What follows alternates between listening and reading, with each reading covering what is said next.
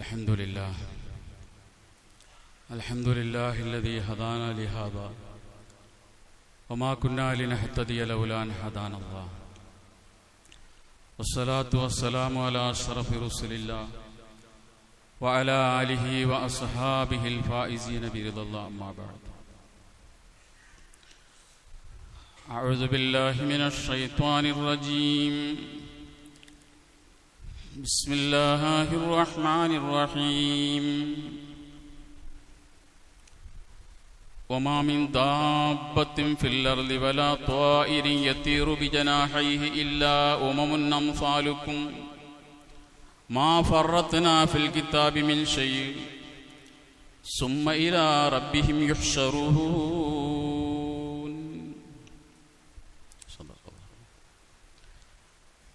ബഹുമാന്യരായ സഹോദരങ്ങളെ, സത്യവിശ്വാസികൾ,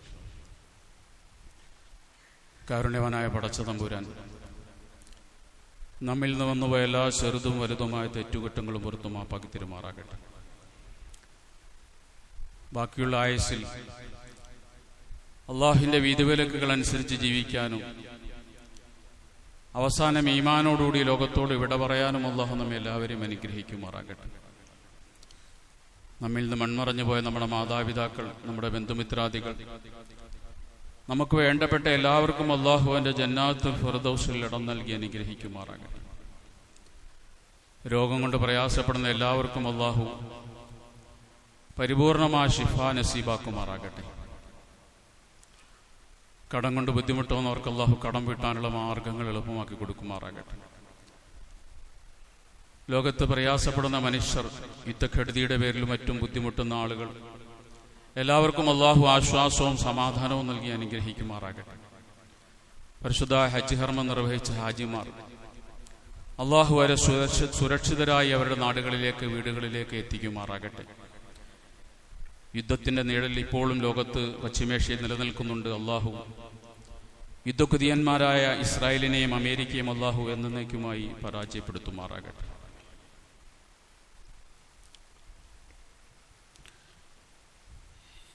ഇനിയും മരിക്കാത്ത ഭൂമി, നിന്നാസന്ന മൃതിയിൽ നിനക്കാത്മശാന്തി, ഇത് നിന്റെ എന്റെയും ചരമ ശുശ്രൂഷയ്ക്കായി ഹൃദയത്തിൽ ഇന്നേ കുറിച്ചിട്ട ഗീതം.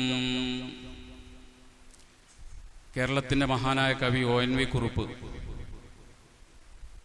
40 വർഷങ്ങൾക്ക് മുമ്പ് പാടിവെച്ച അദ്ദേഹത്തിന്റെ ഏറ്റവും ബൃഹത്തായ ഒരു കവിതയാണിത്. ഭൂമിക്കൊരു ചരമഗീതം എന്ന പേരിലാണ് അദ്ദേഹം ഈ കവിത എഴുതിയത്.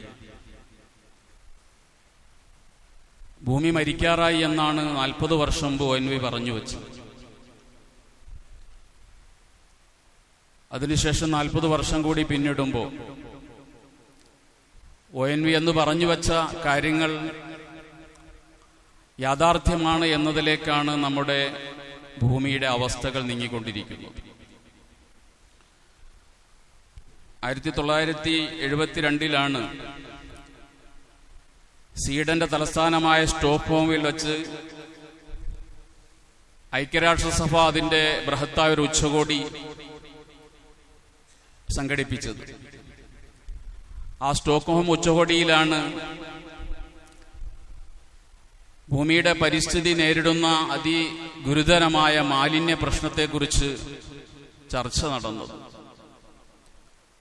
ആ ചർച്ചയിലാണ്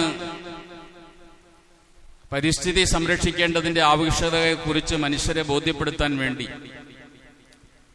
ഒരു പരിസ്ഥിതി ദിനാചരണം ആവശ്യമാണെന്ന ഒരു തീരുമാനത്തിലേക്ക് എത്തുകയും അങ്ങനെ ലോകമെമ്പാടുമുള്ള എല്ലാ രാജ്യങ്ങളും എല്ലാ വർഷവും ജൂൺ 5-ാം തീയതി പരിസ്ഥിതി ദിനമായി ആചരിക്കണമെന്ന് 1972 തീരുമാനിക്കപ്പെടുകയും ചെയ്തു. അതിന്റെ ഭാഗമായി ഇന്ന് ജൂൺ 5-ാം തീയതി ലോകമെമ്പാടും പരിസ്ഥിതി ദിനമായി ആചരിക്കുകയാണ്. ഇതൊരു വെള്ളിയാഴ്ചയായി വന്നു എന്നത് തികച്ചും യാദൃച്ഛികമാണ്. പരിസ്ഥിതിയെ നിർവചിക്കുമ്പോൾ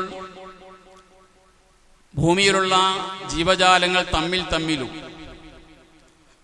ആ ജീവജാലങ്ങൾ അവരുടെ ചുറ്റുപാടുമായിട്ടും ബന്ധപ്പെട്ട് നടത്തുന്ന പ്രവർത്തനങ്ങളുടെയും പ്രതിപ്രവർത്തനങ്ങളുടെയും ആകെത്തുകയാണ് പരിസ്ഥിതി എന്ന് പറയുന്നത്. ഈ ഭൂമിയിലുള്ള ഒരു ജീവിക്കും പരിസ്ഥിതിയെ ആശ്രയിക്കാതെ ജീവിക്കാൻ കഴിയില്ല. നിലനിൽപ്പിന് വേണ്ടി എല്ലാ ജീവജാലങ്ങളും പരിസ്ഥിതിയെ ആശ്രയിക്കുന്നു. മനുഷ്യനും പരിസ്ഥിതിയെ ആശ്രയിച്ചാണ് ജീവിക്കുന്നത്. നമുക്കെല്ലാവർക്കും കൂടി ജീവിക്കാൻ ഒരു ഭൂമിയേ ഉള്ളൂ. ഈ ഭൂമിയിൽ ലക്ഷോപലക്ഷം വരുന്ന ജീവജാലങ്ങൾ പരസ്പരം സഹകരിച്ചും ഐക്യപ്പെട്ടും ജീവിച്ചാൽ മാത്രമേ ഭൂമി ജീവിക്കാൻ കഴിയുള്ളൂ. ഈ ഭൂമിയിൽ എല്ലാ ജീവജാലങ്ങൾക്കും അല്ലാഹു സുബ്ഹാനഹു തആല ഒരു ഇടം നിശ്ചയിച്ചിട്ടുണ്ട്. എല്ലാ ജീവികൾക്കും അല്ലാഹു ഒരു ധർമ്മവും നിശ്ചയിച്ചു കൊടുത്തിട്ടുണ്ട്. ഓരോ ജീവികളും അതിന്റെ ഇടത്തിൽ നിന്നുകൊണ്ട് അതിന്റെ ധർമ്മം നിർവഹിക്കുമ്പോഴാണ് ഭൂമിയുടെ പരിസ്ഥിതി നേരായ രീതിയിൽ മുന്നോട്ട് പോകും. പക്ഷെ മനുഷ്യനെ സംബന്ധിച്ചിടത്തോളം മനുഷ്യൻ മറ്റ് ജീവജാലങ്ങളിൽ നിന്നും വ്യത്യസ്തനായിക്കൊണ്ട് ഈ പരിസ്ഥിതിയെ ആക്രമിക്കുകയെന്നോ എന്നുള്ളതാണ് ഒരു പ്രശ്നം. മറ്റ് ജീവജാലങ്ങളെല്ലാം അതിന് അള്ളാഹു നിശ്ചയിച്ചു കൊടുത്ത ആ ഇടത്തിൽ അത് ഒതുങ്ങിക്കഴിയുകയാണ്. അതിനപ്പുറത്തേക്ക് ആക്രമിക്കാറില്ല. പക്ഷെ മനുഷ്യൻ അവന്റെ ഇടത്തെ വലുതാക്കാൻ ശ്രമിക്കുന്നു, മറ്റ് ജീവജാലങ്ങളുടെ ഇടങ്ങളെ ചെറുതാക്കാൻ ശ്രമിക്കുന്നു. അതാണ് മനുഷ്യൻ ഈ ഭൂമിയിൽ ചെയ്യുന്ന ക്രൂരത എന്ന് പറയുന്നത്.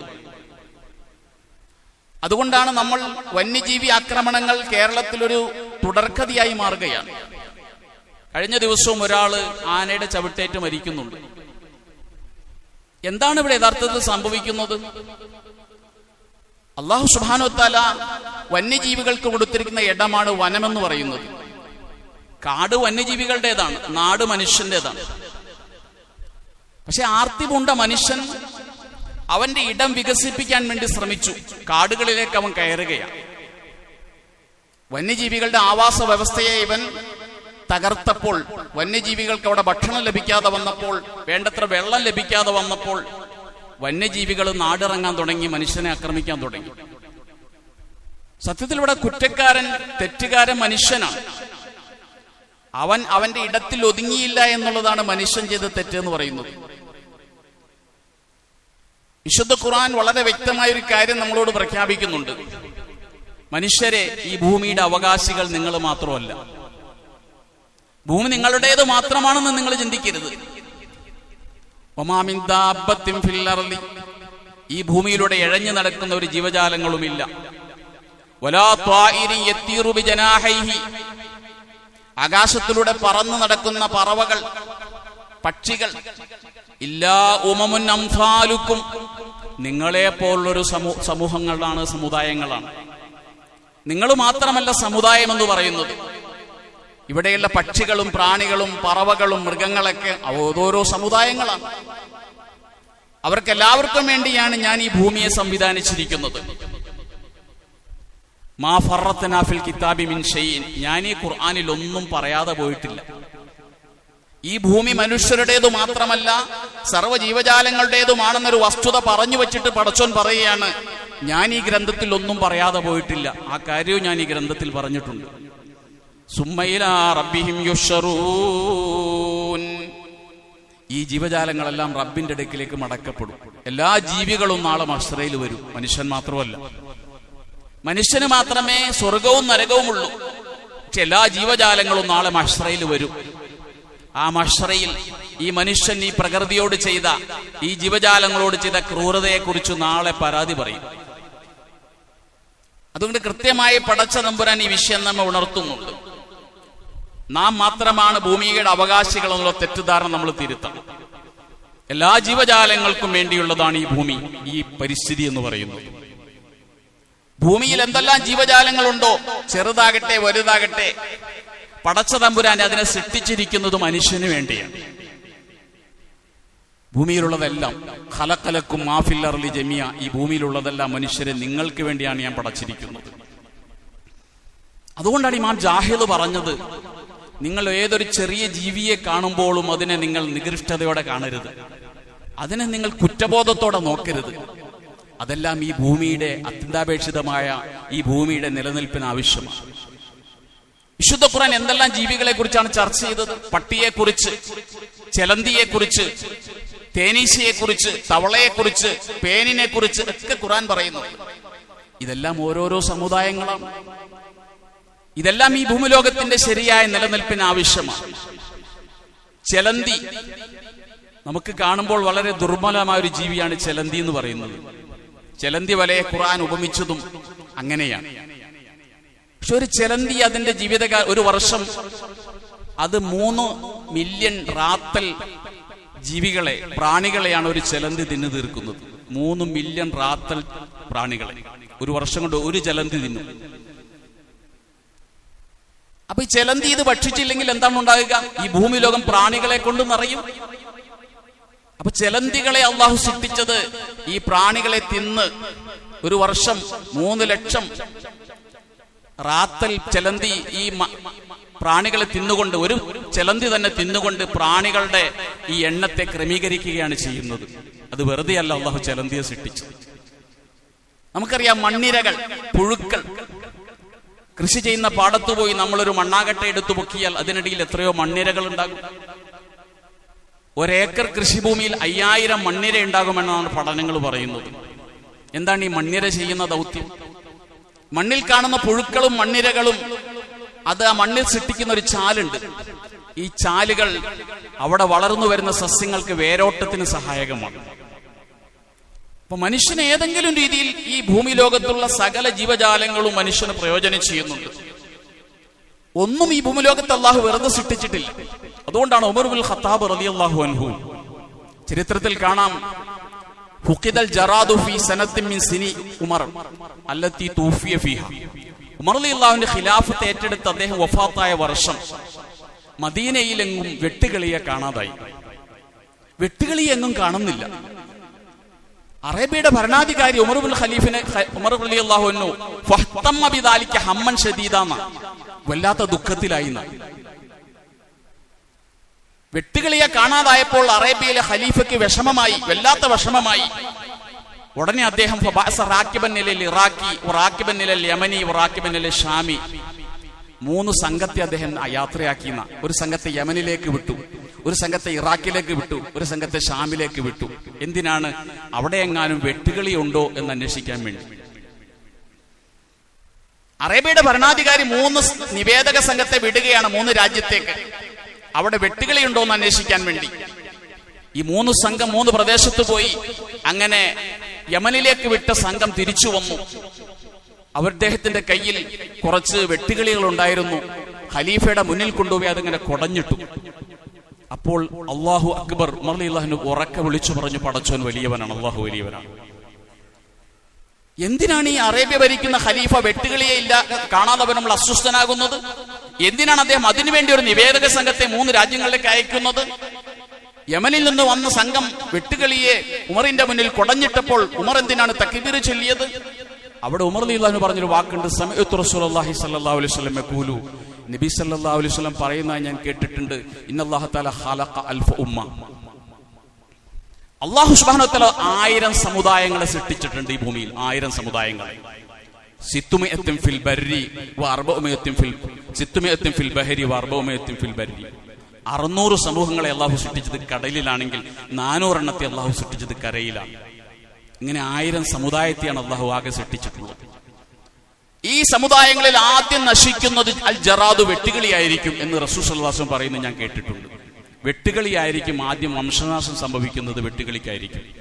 വെട്ടുകിളിക്ക് വംശനാശം സംഭവിച്ചാൽ തതാബഅത്തിൽ ഉമമു, പിന്നീട് എല്ലാ സമുദായങ്ങളും തുടരെ നശിക്കാൻ തുടങ്ങും. നിലാമിസിൽക്കി, ഒരു മാലയുടെ ചരട് പൊട്ടിയാൽ എങ്ങനെയാണ് ഓരോരോ മുത്തുകളും അടർന്നടന്ന് വീഴുന്നത്, അതുപോലെ വെട്ടുകിളിയുടെ വംശനാശം സംഭവിച്ചാൽ ലോകത്തുള്ള ഓരോ ജീവജാലങ്ങൾക്കും വംശനാശം സംഭവിക്കാൻ തുടങ്ങും. അങ്ങനെ മനുഷ്യനും വംശനാശം സംഭവിക്കും, അഥവാ ലോകാവസാനത്തിലേക്ക് കാര്യങ്ങൾ അടുക്കും. ഇതുകൊണ്ടാണ് വെട്ടുകിളിയെ മദീനയിൽ കാണാതെ വന്നപ്പോൾ എനിക്ക് വിഷമമായത്. അതുകൊണ്ടാണ് ഞാൻ ഈ 3 നിവേദക സംഘങ്ങളെ നിയോഗിച്ചത്. ഈ വെട്ടുകിളി യമന്റെ ഭാഗത്ത് ഉണ്ടെന്നറിഞ്ഞപ്പോൾ ഞാൻ തക്ബീർ ചൊല്ലിയത് അതുകൊണ്ടാണെന്ന് സയ്യിദുനാ ഉമർ ബിൻ ഖത്താബ് റളിയല്ലാഹു തആല അൻഹു പറയുന്നുണ്ട്. അതുകൊണ്ട് ഈ ഭൂമി ലോകത്തെ എല്ലാ ജീവജാലങ്ങളും ആവശ്യമാണ്. ഒന്നും വംശമറ്റു പോകാൻ പാടില്ല. 1992 ഐക്യരാഷ്ട്രസഭയുടെ ഭൗമ ഉച്ചകോടി ഒരു പ്രധാനപ്പെട്ട പ്രമേയം ചർച്ച ചെയ്തു. ഭൂമി ലോകത്തുനിന്ന് ചില ജന്തുജാലങ്ങൾ, ചില ജന്തുക്കൾ, ചില ജീവികൾ വംശനാശം സംഭവിച്ചു പോകുന്നുണ്ട്, അതിനെ സംരക്ഷിക്കേണ്ടതുണ്ട്. 92 ആ യോഗം. 92 ഉച്ചകോടിക്ക് നൂറ്റാണ്ടുകൾ മുമ്പാണ് അള്ളാഹുവിന്റെ റസൂൽ പറഞ്ഞത്, ഈ ലോകത്ത് ഒരു ജീവിയും വംശമറ്റു പോകാൻ പാടില്ല, അങ്ങനെ പോയാൽ ഈ ഭൂമിക്ക് നാശമാണ്. 92 ഐക്യരാഷ്ട്രസഭ ഉച്ചകോടി അതിനുവേണ്ടി പ്രമേയം പാസാക്കി, അതിനുവേണ്ടിയുള്ള ശ്രമങ്ങൾ നടത്തി. പക്ഷെ ഇപ്പോഴും ധാരാളം ജീവജാലങ്ങൾ അതിന്റെ വംശമറ്റു പോയിക്കൊണ്ടിരിക്കുകയാണ്. ഇന്ത്യയെ സംബന്ധിച്ചിടത്തോളം ഇന്ത്യ ലോക ജനസംഖ്യയുടെ 18% ആളുകളും താമസിക്കുന്ന ഇന്ത്യയിലാണ്. ലോകത്തുള്ള ജീവജാലങ്ങളിൽ 15% ഇന്ത്യയിലാണ്. ഇന്ത്യ ഭൂപ്രകൃതി അനുസരിച്ച് 2% മാത്രമേ ഉള്ളൂ. ലോക ഭൂപടത്തിന്റെ 2% മാത്രം വരുന്ന ഇന്ത്യയിൽ 15% ആളുകൾ താമസിക്കുന്നു, 18% ജീവികൾ താമസിക്കുന്നു. ഇന്ത്യ. അതുകൊണ്ട് ഇന്ത്യയെ സംബന്ധിച്ചിടത്തോളം ഈ ജൈവ വൈവിധ്യത്തെ നിലനിർത്തുന്നതിൽ വളരെ പ്രധാനപ്പെട്ട ഒരു പങ്കുണ്ട് ഇന്ത്യക്ക്. കേരളത്തിലേക്ക് വന്നാലോ, പശ്ചിമഘട്ട മലനിരകളിൽ വംശനാശം സംഭവിക്കുന്ന 300ഓളം ജീവജാലങ്ങൾ ഉണ്ടെന്നാണ് പഠനങ്ങൾ പറയുന്നത്. അതിൽ 159 കേരളത്തിലാണ്. അപ്പൊ കേരളം ജൈവ വൈവിധ്യ വിഷയത്തിൽ വലിയ ഭീഷണി നേരിട്ടുകൊണ്ടിരിക്കുക. ജീവജാലങ്ങളുടെ വംശനാശം എന്നുള്ളത് മനുഷ്യന്റെ നാശത്തിലേക്ക് നയിക്കുമെന്നാണ് നമ്മെ പഠിപ്പിക്കപ്പെട്ടിട്ടുള്ളത്. ഭാരതീയ സംസ്കാരം എന്ന് പറയുന്നത് എല്ലാ ജീവജാലങ്ങളെയും സ്വന്തം കുടുംബാംഗങ്ങളായി കാണും സംസ്കാരമാണ്. അതുകൊണ്ടാണ് പഴയ കാലത്തൊക്കെ വീടിന് മരം മുറിക്കാൻ വേണ്ടി പോകുമ്പോൾ ആ മരം മുറിക്കുന്ന ആള് കോടാലി മരത്തിൽ വെക്കുന്നതിനും ഒരു പ്രാർത്ഥന നടത്തും. വീട് പണിയാൻ വേണ്ടി കല്ല് വെട്ടാൻ വേണ്ടി പോകുമ്പോൾ ആ കല്ല് വെട്ടുന്നതിന് മുമ്പായിട്ട് ഒരു പ്രാർത്ഥന നടത്തും. വീടിന് വേണ്ടി അസ്ഥിവാരം കുഴിക്കുമ്പോൾ തന്റെ തൂമ്പ കൊണ്ട് അതിൽ കിളയ്ക്കുന്നതിന് മുമ്പ് നടത്തുന്ന ഒരു പ്രാർത്ഥനയുണ്ട് പുരാതന ഭാരതീയ സംസ്കാരത്തിൽ. എന്താണ് ആ പ്രാർത്ഥന എന്നറിയോ? ഈ മരത്തിലിരിക്കുന്ന ജീവികളോട്, ഈ കല്ലിലിരിക്കുന്ന ജീവികളോട്, ഈ മണ്ണിലിരിക്കുന്ന ജീവികളോട് ഈ മനുഷ്യൻ പറയുകയാണ്, നിങ്ങൾ വേറെ വാസസ്ഥലം തേടി പോകണമേ. ഈ ജീവജാലങ്ങൾക്ക് സ്വസ്ഥമായൊരു വാസസ്ഥലത്തിനെ കുറിച്ച് മുന്നറിയിപ്പ് നൽകിയിട്ടല്ലാതെ ഒരു മരം വെട്ടിയിരുന്നില്ല ഭാരതത്തിൽ, ഒരു കല്ല് വെട്ടിയിരുന്നില്ല ഭാരതത്തിൽ, ഒരു കുഴി കുഴിച്ചിരുന്നില്ല ഭാരതത്തിൽ. ആ ഭാരതീയ സംസ്കാരം ഇന്ന് എവിടെയെത്തി? മനുഷ്യന്റെ ക്രൂരതകൾ മനുഷ്യന് പോലും വിലയില്ലാത്തൊരവസ്ഥയിലേക്ക് എത്തി. ഇന്ന് പരിസ്ഥിതി ദിനാചരണത്തിന്റെ ഭാഗമായി ധാരാളം സമ്മേളനങ്ങൾ നടക്കും, സിമ്പോസിയങ്ങൾ നടക്കും, ചർച്ചകൾ നടക്കും, ലക്ഷക്കണക്കിന് മരങ്ങൾ നട്ടുപിടിപ്പിക്കും. പക്ഷെ ഇതൊക്കെ വെറും ചടങ്ങുകൾ മാത്രമായി പോവുകയാണ്. ഇന്ന് നട്ടുപിടിപ്പിക്കുന്ന മരങ്ങളെ കുറിച്ച് അത് നാളെ അത് അവിടെ ഉണ്ടോന്ന് ആരും അന്വേഷിക്കാറില്ല, അതിന് വെള്ളമൊഴിക്കാനും തയ്യാറാകാറില്ല. ഈ കപട പരിസ്ഥിതി സ്നേഹമല്ല നമ്മൾ പഠിപ്പിക്കപ്പെട്ടത്. വിശ്വാസി അവന്റെ വിശ്വാസത്തിന്റെ ഭാഗമായി പരിസ്ഥിതിയെ ചേർത്ത് പിടിക്കണമെന്നാണ് പഠിപ്പിച്ചത്. അതുകൊണ്ട് മരങ്ങൾ നട്ടുപിടിപ്പിക്കണമെന്ന് പഠിപ്പിച്ചത് പ്രവാചകൻ സല്ലല്ലാഹു അലൈഹി വസല്ലമയാണ്. മാമിൻ മുസ്ലിമിൻ യഗ്രിസു ഖർസ, ഒരു മുസ്ലിമായ മനുഷ്യർ മരം നട്ടു കഴിഞ്ഞാൽ ഫയഅകുലു മിൻഹു തൈറുൻ ഔ ഇൻസാനുൻ ഔ ബഹീമ, ആ മരത്തിൽ നിന്നും ഒരു പക്ഷി ഭക്ഷിച്ചു, ഒരു മനുഷ്യൻ ഭക്ഷിച്ചു, ഏതോ ഒരു മൃഗം ആ മരത്തിൽ നിന്നൊരു കായ ഭക്ഷിച്ചാൽ അതിന്റെ പേരിൽ ഇവൻ അതിന് കൂലി നൽകപ്പെടാതിരിക്കില്ല എന്ന് റസൂലുള്ളാഹി സ്വല്ലല്ലാഹു അലൈഹി വസല്ലം. നമ്മളൊരു മരം നട്ട് അതിൽ നിന്നൊരു പക്ഷി തിന്നാൽ പോലും നമുക്ക് കൂലി, ഒരു മൃഗം തിന്നാൽ നമുക്ക് കൂലി. ഇങ്ങനെ മരം നടാൻ പ്രോത്സാഹിപ്പിച്ച ഒരു മതം, ഒരു ദർശനം, ഒരു പ്രത്യയശാസ്ത്രം ലോകത്തെവിടെയുണ്ട് സഹോദരങ്ങൾ? ലോകത്തെവിടെയുണ്ട്? ഈ നുഖീമത്തി സഅ, അന്ത്യനാളിന്റെ വിളംബരം കേട്ടു. ഇസ്രാഫീൽ സൂറിൽ ഊതാൻ പോകുകയാണ്. ഉഫിയദിഹി ഫസീല, നിന്റെ കയ്യിൽ ഒരു മരക്കൊമ്പുണ്ടെങ്കിൽ, നടാൻ പറ്റിയൊരു ചെടിയുണ്ടെങ്കിൽ ഇസ്രാഫീൽ സൂറിൽ ഊതാൻ പോകുകയാണെന്ന് വിചാരിക്കേണ്ട. ഫൽ യഗ്രിസ്ഹ, അത് മണ്ണിൽ നടണം. ഇനി നട്ടിട്ടെന്ത് കാര്യം ചിന്തിക്കരുത്, അത് നട്ടിട്ടേ അന്ത്യനാൾ ഉണ്ടാകാൻ പാടുള്ളൂ. അത്രയും പ്രാധാന്യമുണ്ട് മരം നടുന്നതിന് ഈ മതത്തിൽ. ഉമാറത്ത് റളിയല്ലാഹു അൻഹു പറയാണ്, എന്റെ വാപ്പ ഉമർ ഇബ്നുൽ ഖത്താബ് റളിയല്ലാഹു അൻഹു ഒരിക്കൽ ഞങ്ങളുടെ പ്രദേശത്ത് വന്നു. ഞങ്ങളുടെ ഭൂമി തരിശു കിടക്കുന്നത് ഉമർ കണ്ടു. അപ്പോൾ ഉമർ ചോദിച്ചു എന്റെ വാപ്പയോട്, നീ എന്താണ് ഈ ഭൂമി തരിശിട്ടിരിക്കുന്നത്, എന്താണ് ഇതിനകത്ത് മരം നടാത്തത്? അപ്പോൾ എന്റെ വാപ്പ ചോദിച്ചു, എനിക്ക് പ്രായമായില്ലേ, ഞാൻ നാളെ മരിക്കാൻ പോകുക, അമൂത്തു കൊതാന്ന് അദ്ദേഹം പറഞ്ഞു, ഞാൻ നാളെ മരിക്കാൻ പോവുകയാണ്, ഞാനിനി എന്തിന് മരം നടണമെന്ന് ചോദിച്ചു ഉമറിനോട്. ഉമർ പറഞ്ഞു, സത്യം ചെയ്തു പറഞ്ഞു, നീ മരം നട്ടിരിക്കണം, ഈ ഭൂമി തരിശിടാൻ പാടില്ല, അവിടെ മരം നട്ടിരിക്കണം, നീ നാളെ മരിച്ചാലും ശരി. ഉമർ റളിയല്ലാഹു അൻഹു പറയുന്നത്, അങ്ങനെ ഉമറിന്റെ സഹായത്തോടെ എന്റെ വാപ്പയും ഉമറും കൂടി ആ തരിശു ഭൂമിയിൽ മരം നട്ടുപിടിപ്പിച്ചു. ഇത്ര പ്രാധാന്യത്തോടെ ഒരു ഖലീഫ, ഒരു ഭരണാധികാരി ഇത്ര പ്രാധാന്യം ഇങ്ങനെ മരം നട്ട് പിടിപ്പിക്കുന്നതിന് കൊടുക്കുന്നുണ്ടെങ്കിൽ പരിസ്ഥിതിയെ സംബന്ധിച്ചുള്ള ഇസ്ലാമിക കാഴ്ചപ്പാട് മനസ്സിലാക്കാൻ ഇതിലപ്പുറം എന്ത് തെളിവ് വേണം? ഇന്ന് ആഗോള താപനമാണല്ലോ മൊത്തത്തിൽ ചർച്ച. 1992 ശാസ്ത്രലോകം പോലും ആഗോള താപനത്തിന്റെ അപകടത്തെക്കുറിച്ച് ലോകത്തിന് മുന്നറിയിപ്പ് നൽകിയത്. 1992 ആഗോള താപനത്തിന്റെ ഭവിഷ്യത്തുകൾ ലോകം മുഴുവൻ അനുഭവിക്കാൻ തുടങ്ങിയപ്പോഴാണ് അതിനെക്കുറിച്ചൊരു മുന്നറിയിപ്പ് നൽകിയത്. അള്ളാഹുവിന്റെ റസൂല് നൂറ്റാണ്ടുകൾക്ക് എത്ര മുമ്പ് പറഞ്ഞു വെച്ചു ആഗോള താപനം എന്ന ഭീഷണിയെ കുറിച്ച്. അതിനെ പ്രതിരോധിക്കാനാണ് മരങ്ങൾ നടാൻ വേണ്ടി പറഞ്ഞത്. നമുക്കറിയാം, കാർബൺ ഡൈ ഓക്സൈഡ്, മീഥേൻ പോലുള്ള ഈ ഗ്രീൻ ഹൗസ് വാതകങ്ങൾ അതാണല്ലോ ശരിക്കും മനുഷ്യന്റെ ചൂട് കൂട്ടുന്നത് പ്രകൃതിയിൽ. ഒരേ ഒരു പരിഹാരം മാത്രമേ ആഗോളതാപനത്തിനുള്ളൂ. അത് കാർബൺ ഡൈ ഓക്സൈഡ്, മീഥേൻ പോലെയുള്ള ഈ ഹരിത ഗ്രഹവാതകങ്ങളെ കുറയ്ക്കുക എന്നുള്ളതാണ്. അത് കുറയ്ക്കണം. അത് കുറയ്ക്കാൻ എന്താ ചെയ്യേണ്ടത്? ഒന്ന്, കച്ചവട മനസ്ഥിതിയോടുകൂടിയുള്ള ഈ വികസിത രാജ്യങ്ങളുടെ കാഴ്ചപ്പാടുകൾ അവസാനിക്കണം. ക്യോട്ടോ എന്ന പേരിൽ ഒരു കരാറുണ്ടാക്കി 35 വികസിത രാജ്യങ്ങൾ 1997 ഒരുമിച്ച് കൂടി. വികസിത രാജ്യങ്ങൾ, വ്യവസായ രാജ്യങ്ങൾ, അമേരിക്ക ഉണ്ട് അതിനകത്ത്. അവരൊരു കരാറുണ്ടാക്കി, ക്യോട്ടോ പ്രോട്ടോകോൾ എന്നാണ് അതിന്റെ പേര്. ആ പ്രോട്ടോകോൾ അനുസരിച്ച് ഇനി മുതൽ ഇത്തരത്തിൽ കാർബൺ ഡൈ ഓക്സൈഡ് പുറത്തുവിടുന്ന വ്യവസായങ്ങൾക്ക് നിയന്ത്രണം വേണമെന്നാണ് അവരെടുത്ത പുതിയൊരു തീരുമാനം. പക്ഷേ ആ തീരുമാനത്തെ വീറ്റോ ചെയ്തുകൊണ്ട് അമേരിക്ക ആദ്യം പുറത്തിയാടി. അമേരിക്ക പറഞ്ഞു, ഞങ്ങളുടെ കയ്യിൽ ഒരു ആയുധമുണ്ട്, വീറ്റോ പവർ. ലോകത്തെ ഏതു മാനുഷിക മൂല്യങ്ങളെയും എതിർക്കാൻ കഴിയുന്ന വീറ്റോ പവർ ഞങ്ങളുടെ കയ്യിലുണ്ട്. അതുകൊണ്ട് ആ കൂട്ടത്തിൽ ഞങ്ങൾ പുറത്തിയാടുന്നു എന്ന് പറഞ്ഞ് അമേരിക്ക ആദ്യം പുറത്തിയാടി. അമേരിക്ക കരാർ അംഗീകരിച്ചില്ല. ലോക ജനസംഖ്യയുടെ 4% അമേരിക്കക്കാര്, ഇത്രേ ഉള്ളൂ. 15% ഇന്ത്യക്കാര്. ഈ 4% വരുന്ന അമേരിക്കക്കാരാണ് ലോകത്തെ കാർബൺ ഡൈ ഓക്സൈഡിന്റെ 35% പുറന്തള്ളുന്നത്. 35%. ആലോചിച്ചു നോക്ക്. കഴിഞ്ഞ 10 വർഷമായി ലോകത്ത് കൂടിയ കാർബൺ ഡൈ ഓക്സൈഡിന്റെ പകുതിയുടെ ഉത്തരവാദിത്തം അമേരിക്കയ്ക്കാണ്. അപ്പൊ ഇത്രയും ഈ വ്യവസായ, പ്രത്യേകിച്ചും അവരുടെ പ്രധാന കച്ചവടം എന്ന് പറയുന്നത് ആയുധ കച്ചവടമാണ്. ഇതിനാവശ്യമായ ഫാക്ടറികൾ, നിർമ്മാണങ്ങൾ, ഇതിലൂടെയെല്ലാം ഉണ്ടായിത്തീരുന്ന വലിയ കാർബൺ ഡൈ ഓക്സൈഡിന്റെ വലിയ പ്രഹരം ഈ ഭൂമിക്ക് ഏൽക്കുകയാണ്. അതാണ് ഈ പരിസ്ഥിതി എത്രമാത്രം അപകടത്തിൽപ്പെടുത്തുന്നത്. അവിടെയാണ് അത് നിയന്ത്രിക്കുകയും അതോടൊപ്പം തന്നെ മരങ്ങൾ നട്ടുപിടിപ്പിക്കുക. മരങ്ങൾ കാർബൺ ഡൈ ഓക്സൈഡിനെ വലിച്ചെടുക്കുകയാണ്. അത് പ്രകാശ സംശ്ലേഷണം എന്ന് പറയുന്ന പ്രക്രിയയിലൂടെ കാർബൺ ഡൈ ഓക്സൈഡ് വലിച്ചെടുത്തുകൊണ്ട് വായുവും വെള്ളവും ചേർത്തുകൊണ്ട് അതിനാവശ്യമായ ഭക്ഷണം അത് ഉണ്ടാക്കുകയാണ്, ഗ്ലൂക്കോസ് ഉണ്ടാക്കുകയാണ്. ഈ ഗ്ലൂക്കോസ് ഉണ്ടാക്കുന്ന സമയത്ത് ഈ മരം ഓക്സിജൻ പുറത്തുവിടുകയാണ്.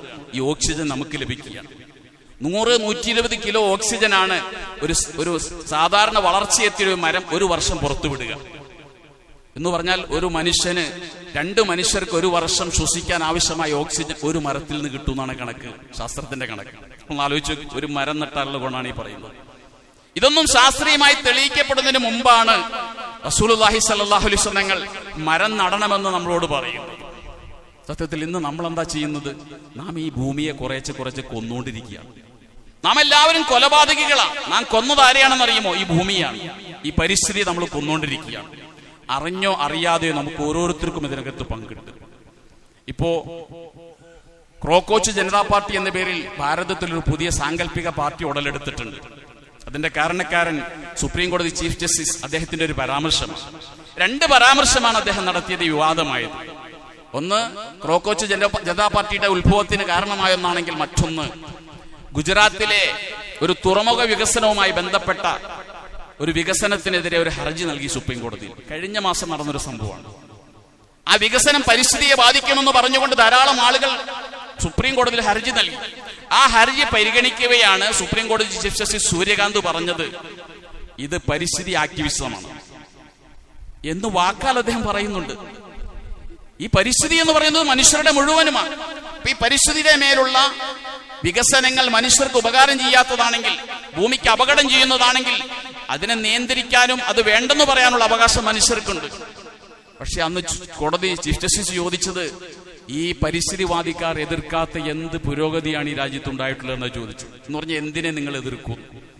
സത്യം പറഞ്ഞാൽ ഈ പരിസ്ഥിതിക്ക് ഇത്തരത്തിലുള്ള ക്ഷതമേൽപ്പിക്കുന്ന ഇത്തരത്തിലുള്ള പരാമർശങ്ങൾ പിൻവലിക്കണമെന്ന് ആവശ്യപ്പെട്ട് സുപ്രീം കോടതിയിലെ 72ഓളം അഭിഭാഷകർ തുറന്ന കഴുത്ത് ചീഫ് ജസ്റ്റിസ് തുറന്ന കത്ത്. 59 സംഘടനകൾ കത്തെഴുതി. പക്ഷെ അദ്ദേഹം പിൻവലിച്ചില്ല. അതുകൊണ്ട് തന്നെ ഈ പരിസ്ഥിതിയെ സംരക്ഷിക്കേണ്ടതും പരിസ്ഥിതി നല്ല നിലയ്ക്ക് മുന്നോട്ട് പോകേണ്ടതും നമ്മുടെ ഓരോരുത്തരുടെയും ആവശ്യമാണ്. ഇല്ലെങ്കിൽ നമ്മുടെ നിലനിൽപ്പിനത് ഭീഷണിയാണ്. ഇപ്പോ നാസ പറഞ്ഞല്ലോ, നാസ പറഞ്ഞത് ഈ നൂറ്റാണ്ടിന്റെ മധ്യത്തോടു കൂടി കടൽ ജലം 25 മീറ്റർ ഉയരും. ഹിമാലയത്തിലും പർവ്വതങ്ങളിൽ മഞ്ഞുരുകയാണ്. മഞ്ഞുരുകി കടലിലേക്ക് വന്നിട്ട് 25 മീറ്റർ ഉയരാൻ സാധ്യതയുണ്ടെന്നാണ്. 25 മീറ്റർ ഉയർന്നു കഴിഞ്ഞാൽ 200 ദശലക്ഷം മനുഷ്യർക്ക് വീട് നഷ്ടപ്പെടും ഈ നൂറ്റാണ്ടിന്റെ പകുതിയോടുകൂടി. ഇത് നാസയുടെ കണക്കാണത്. 40ഓളം വരുന്ന ജീവിവർഗങ്ങൾ ഈ ഭൂമിലോകത്ത് നിന്ന് അപ്രത്യക്ഷമാകും. അതിന്റെ വംശം മറ്റുപോകും. ഇത്ര വലിയൊരു ഭീഷണിക്ക് മുന്നിലാണ് നമ്മളുള്ളത്. അതുകൊണ്ട് തന്നെ ആഗോള താപനം കുറയണം, അത് കുറയ്ക്കണം. നമുക്ക് ഓരോരുത്തർക്കും അതിനകത്ത് പങ്കുണ്ടാകണം. നമ്മുടെ അമിതമായ കൈകടത്തലുകളാണ് സത്യത്തിൽ ഈ ആഗോള താപനത്തിന് കാരണമായി തീരുന്നത്. നമ്മുടെ ശ്രദ്ധ അതിനകത്തുണ്ടാക്കണം. അതുകൊണ്ടാണല്ലോ 2009 മാലിദ്വീപില് കടലിൽ വെള്ളം പൊങ്ങിയാൽ ആദ്യം മുങ്ങുന്നത് മാലിദ്വീപായിരിക്കും. അതുകൊണ്ടാണ് 2009 മാലിദ്വീപിൽ അന്നത്തെ മുഹമ്മദ് നഷീദ് എന്ന് പറഞ്ഞ പ്രസിഡന്റ് കടലിനടിയിൽ ഒരു മന്ത്രിസഭാ യോഗം വിളിച്ചു. കടലിനടിയിൽ അവര് പോയി സ്കൂബ ഡ്രസ് എല്ലാം ധരിച്ച് ഡൈവിങ് പഠിച്ച് മന്ത്രിമാരെല്ലാം കൂടി കടലിനടിയിൽ പോയിട്ട് അവിടെ ഒരു മന്ത്രിസഭാ യോഗം. സംസാരിക്കാൻ കഴിയാത്തോണ്ട് ആംഗ്യ ഭാഷയിൽ യോഗം കൂടിയുന്ന. എന്തിനു വേണ്ടിയാ? ആഗോള താപനത്തിന്റെ ഭീഷണിയെ കുറിച്ച് ലോകത്തെ ശ്രദ്ധ ക്ഷണിക്കാൻ വേണ്ടിയാണ് ചെയ്തത്. പക്ഷെ ശ്രദ്ധിച്ചില്ല ആരും. അതേ വർഷമാണ് നേപ്പാൾ എന്ന് പറയുന്നത് ഹിമാലയം ഉരുകിയാൽ, മഞ്ഞുരുകി കടൽ ജലമുയർന്നാൽ ആദ്യം ഇല്ലാതാകുന്ന രാജ്യം നേപ്പാളായിരിക്കും. നേപ്പാളിൽ ഒരു മന്ത്രിസഭ ചേർന്നു എവറസ്റ്റിന്റെ മുകളിൽ 5200 മീറ്റർ ഉയരത്തിൽ ഹെലികോപ്റ്ററിൽ 21 മന്ത്രിമാരെ എവറസ്റ്റിന്റെ മുകളിൽ കൊണ്ടുപോയിട്ടൊരു മന്ത്രിസഭാ യോഗം 1/2 മണിക്കൂർ ചേർന്നു. അതും എന്തിനു വേണ്ടിയായിരുന്നു? ലോകത്തിന്റെ ശ്രദ്ധ ക്ഷണിക്കാനായിരുന്നു. ആഗോളതാപനത്തിന്റെ ഭീഷണിയെക്കുറിച്ച് മനുഷ്യരെ ഉത്ഭുതരാക്കാൻ വേണ്ടിയായിരുന്നു. പക്ഷേ അതുകൊണ്ടൊന്നും മനുഷ്യൻ ഉത്ഭുതനായില്ല. ഇന്നും ഈ പരിസ്ഥിതിക്കെതിരായ ആക്രമണം നമ്മൾ തുടർന്നുകൊണ്ടിരിക്കും. രണ്ടാലൊരു കാര്യം ഉറപ്പാണ്.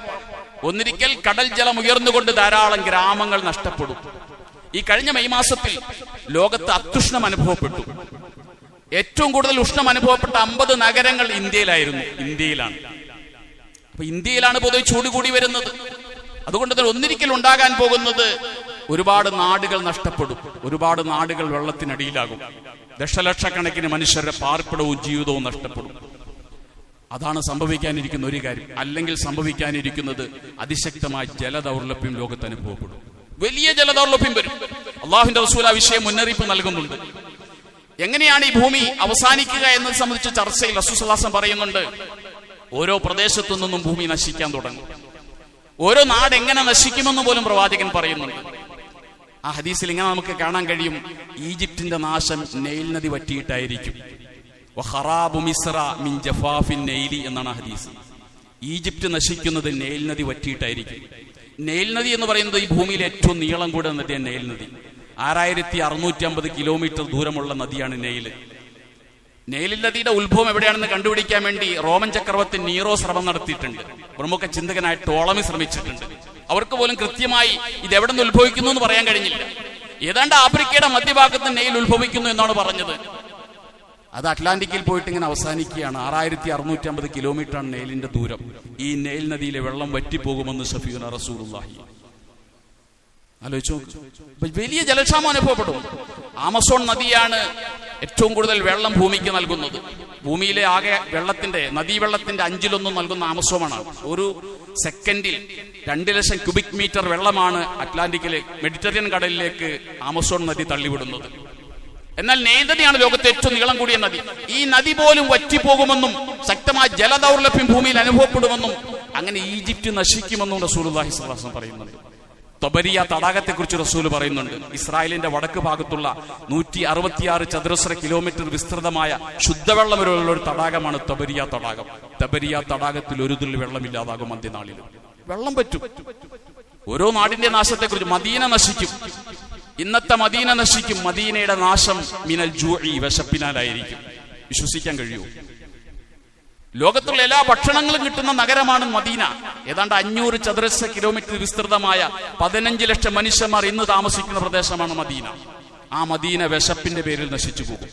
വഖറാബു യസ്രിബ മിനൽ ജൂഇ, യസ്രിബിന്റെ നാശം വിശപ്പിനാലായിരിക്കുമെന്ന് റസൂലുള്ളാഹി. എങ്ങനെയാണ് മദീന നശിക്കുക? മദീനയിൽ എങ്ങനെയാണ് വിശപ്പുണ്ടാകുക? അവസാനം റസൂലുള്ളാഹി പറഞ്ഞു, ഹത്താ തുത്രക്കൽ മദീന, മദീന വിട്ട ആളുകൾ പോകും.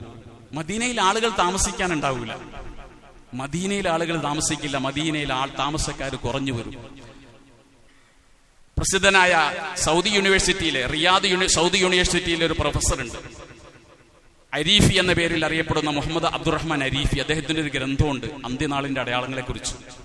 ആ ഗ്രന്ഥത്തിൽ അദ്ദേഹം ഈ ഹദീസ് കൊടുത്തിട്ട് പറയുന്നുണ്ട്, ഹാദാ വാഖിഉൻ അൽയൗം, ഇത് ഇന്നേ സംഭവിച്ചുകൊണ്ടിരിക്കുകയാണ്. മദീനക്കാര് കുറയുന്നു എന്നുള്ള ഈ ഹദീസിൽ പറഞ്ഞ കാര്യം ഇന്നേ നടന്നുകൊണ്ടിരിക്കുകയാണ്. ഇത് പറയുന്നത് റിയാദിലെ കിങ് സൗദ് യൂണിവേഴ്സിറ്റിയിലെ പ്രൊഫസറാണ് പറയുന്നത്. ഇന്നേ അത് നടക്കുകയാണ്, മദീന വിട്ട ആളുകൾ പോവുകയാണ്, മദീനയിൽ താമസിക്കാൻ ഇഷ്ടപ്പെടുന്നില്ല. അവസാന റസൂൽ സല്ലല്ലാഹു അലൈഹി വസല്ലം പറഞ്ഞു, ഹത്താ യദ്ഖുലൽ കൽബു അവിദ്ദിബു, പട്ടിയോ ചെന്നായോ കടന്നു വരും.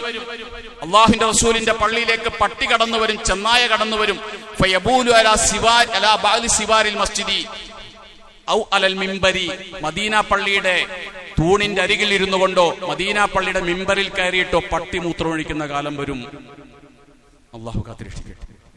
ആമീൻ പറഞ്ഞോടോ ഇല്ലാതാകൂല. ഇതൊക്കെ സംഭവിക്കാനിരിക്കുന്ന കാര്യങ്ങളാണ്. അങ്ങനെ മുസൈന കബീലക്കാർ അവിടെ വരുമ്പോൾ അവർക്ക് മനസ്സിലാകുന്നത് മദീന ഒരു വനമായി മാറിയെന്നാണ്. മദീന വനമായി മാറും. ലക്ഷക്കണക്കിന് ബിൽഡിങ്ങുകളുള്ള, ലക്ഷക്കണക്കിന് മനുഷ്യർ ഇന്ന് താമസിക്കുന്ന അമ്പരചുംബികരായ ബിൽഡിങ്ങുകളുള്ള പ്രദേശമാണ് മദീന. പക്ഷെ മദീന വനമായി മാറും. മദീനയിൽ വരുന്ന മുസൈന കബീലക്കാരെ ഇടയന്മാർ മനസ്സിലാക്കും ഇതൊരു വനമാണെന്ന് മനസ്സിലാക്കി അവിടെ ആടിനെ മേയ്ക്കാൻ തുടങ്ങും. അങ്ങനെ ഓരോ നാടിന്റെ നാശത്തെക്കുറിച്ച് പറഞ്ഞ കൂട്ടത്തിൽ റസൂൽ സല്ലല്ലാഹു അലൈഹി വസല്ലം പറഞ്ഞത്, ഈജിപ്റ്റ് നശിക്കുന്നത് നൈൽ നദി ഉണങ്ങിയിട്ടായിരിക്കും. അതുകൊണ്ട് ശക്തമായ ജലദൗർലഭ്യം ഭൂമിയിലൊക്കെ തന്നെ അനുഭവപ്പെടും. നമ്മൾ ഇന്ന് ഈ മഴ പെയ്യുന്നത് കണ്ടിട്ട് സന്തോഷിക്കേണ്ട. റസൂൽ സല്ലല്ലാഹു അലൈഹി വസല്ലം പറഞ്ഞ മഴ പെയ്തുകൊണ്ടിരിക്കും, പക്ഷേ മഴ ഒന്നിനെയും മുളപ്പിക്കാത്ത മഴയായിരിക്കും ഇനി പെയ്യാനിരിക്കുന്നത്. അതുകൊണ്ട് കാലാവസ്ഥാ വ്യതിയാനം, ആഗോള താപനം എന്നൊക്കെ പറയുന്നത് നിസ്സാരമായി കാണേണ്ട കാര്യങ്ങളല്ല. ഇന്നൊരു പരിസ്ഥിതി ദിനമാണ്. വിശ്വാസികളായ നമ്മളെ സംബന്ധിച്ചിടത്തോളം എല്ലാവരെയും പോലെ ആചരിച്ചു വിടേണ്ടവരല്ല ഈ ദിനത്തെ. നമുക്ക് പരിസ്ഥിതിയെക്കുറിച്ച് കൃത്യമായ ബോധ്യമുണ്ടാകണം, ബോധമുണ്ടാകണം. നാം പരിസ്ഥിതിയെ ചൂഷണം ചെയ്യരുത്, മരങ്ങൾ നട്ടുപിടിപ്പിക്കണം. പരിസ്ഥിതി വിരുദ്ധമായ, പരിസ്ഥിതി സൗഹൃദമല്ലാത്ത ഒരു ഏർപ്പാടുകളും ഒരു വിശ്വാസി എന്ന നിലയ്ക്ക് നമ്മൾ ഉണ്ടാകാൻ പാടില്ല. അള്ളാഹു കാത്തിരക്ഷിക്കുമാറാകട്ടെ. അള്ളാഹു ഭൂമിയെ രക്ഷിക്കുമാറാകട്ടെ. ഇവിടെ മനുഷ്യർക്ക് ഇനിയും താമസിക്കാൻ കഴിയുന്ന രീതിയിൽ പരിസ്ഥിതി സൗഹൃദമായ ഒരു അന്തരീക്ഷം അള്ളാഹു തആല സൃഷ്ടിക്കുമാറാകട്ടെ. വാഖിറു ദഅവതി അനിൽ ഹംദുലില്ലാഹി റബ്ബിൽ ആലമീൻ.